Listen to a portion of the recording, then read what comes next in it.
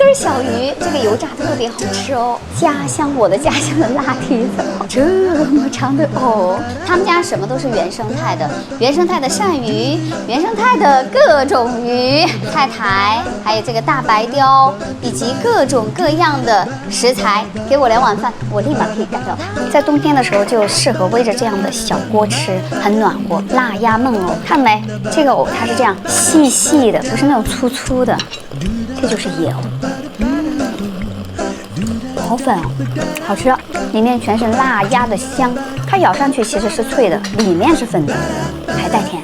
这么大个的洗头鱼见过没？虽然个儿很大，但是它的鱼肉很嫩哦。哦，这个好吃哎，烧的这个汁儿很有味道。这道菜叫鱼羊鲜，是鱼肉和羊肉的结合。新疆的羊肉，咱湖北的鱼。这锅汤是用柴鱼的鱼骨熬的汤，所以它会鲜，然后里面又加了羊肉和鱼片，鱼羊鲜，鲜上加鲜。这个酱要跟大家说一下，这是典型的金沙的味道，辣味和麻味很突出，里面又融合了各种调料的味道，所以它跟鱼羊搭配在一起，它是有滋有味。你不蘸酱料就这样吃，鱼羊的肉质本来的鲜味也非常的好。